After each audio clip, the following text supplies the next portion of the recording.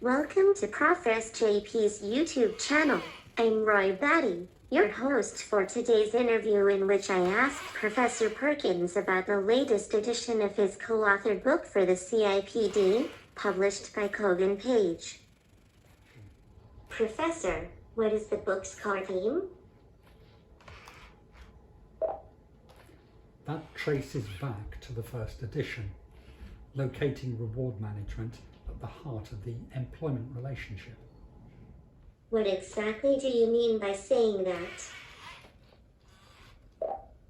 For a number of years, on both sides of the Atlantic, with the decline of collective bargaining, the idea seemed to have taken hold that reward was something done to employees, a unilateral process, if you like.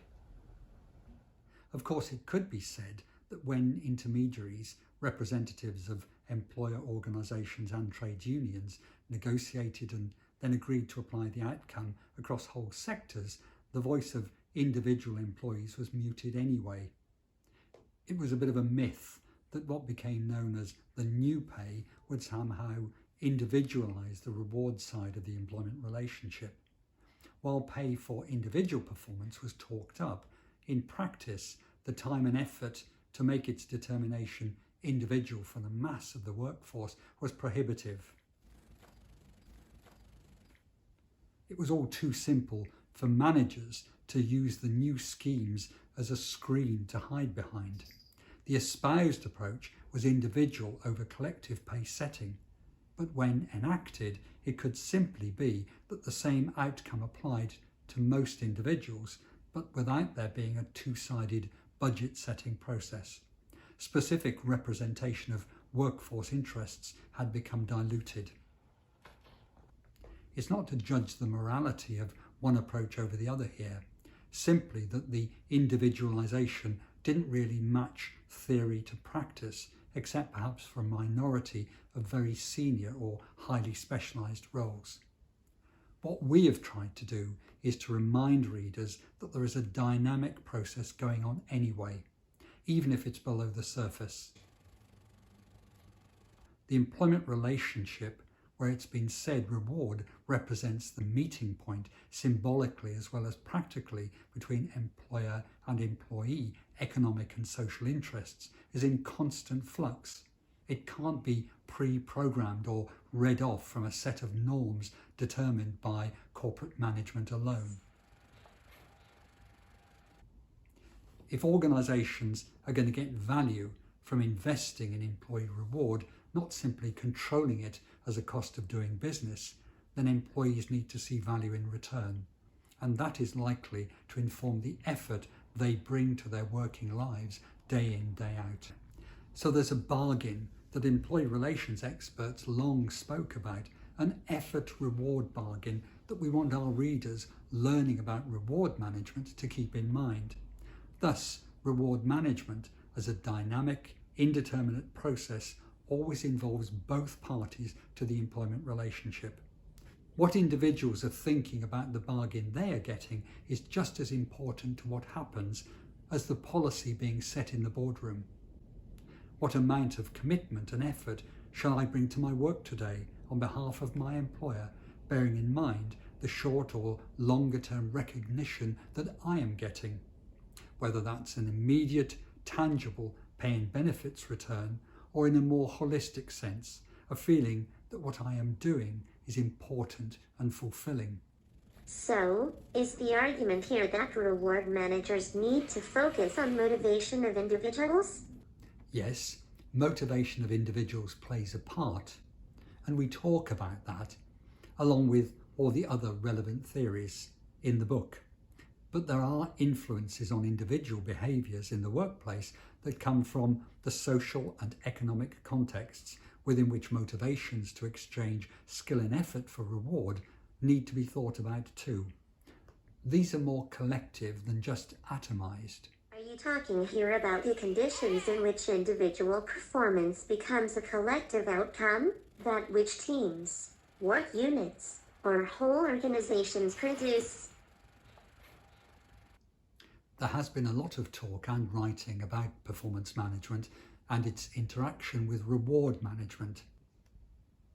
What we do in the book is to help understand all-round influences on what people do working with others that have an impact on whether reward and the process for managing it help or hinder organisation leaders in achieving the results they intend. Choices and consequences? That's right, and the book's subtitle illustrates that. Choices, the essence of strategy, are being made by corporate management and the people they employ to get things done about what to reward and how to reward. These choices carry consequences which we try to help our readers anticipate using theory and empirical research to make reward management something that can be understood as part of an open economic system.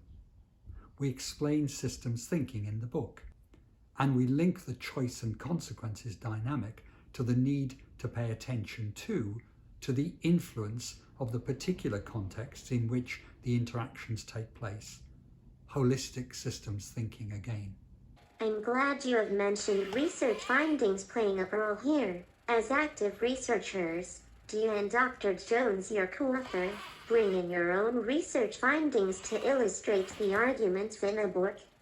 We do, and as the CIPD's lead investigator for the annual reward management survey for the past decade or so, we have a really well-informed knowledge base from which to inform the commentary we include in the book.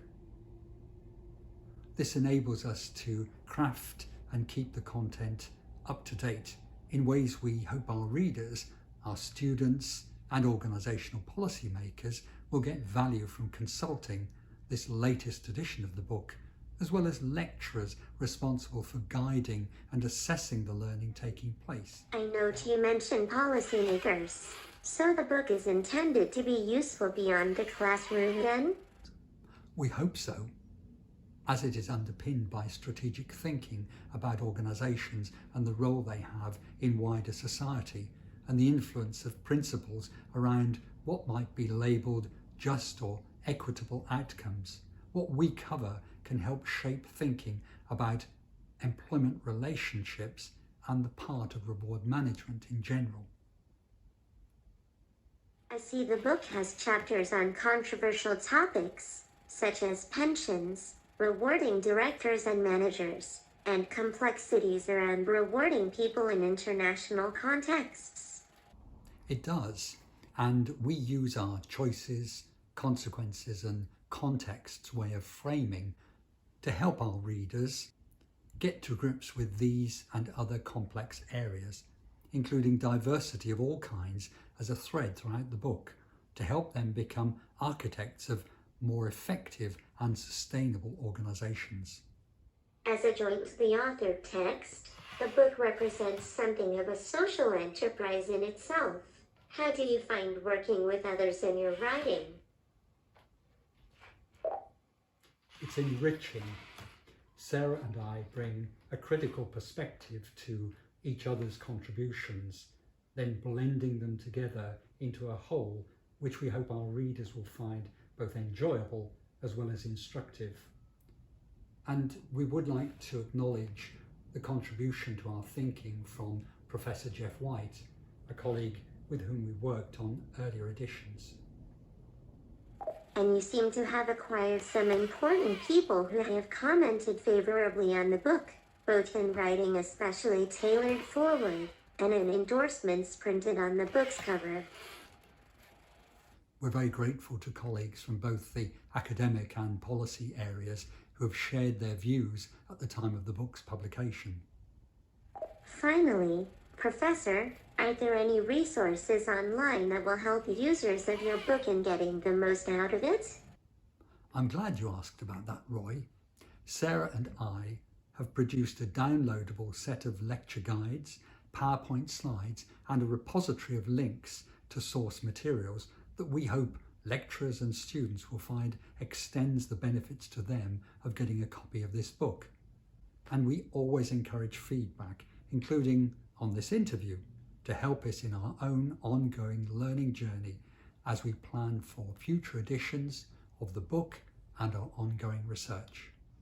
Thank you, Professor, and I wish all readers and their learning guides successful reward management. Thank you, Roy.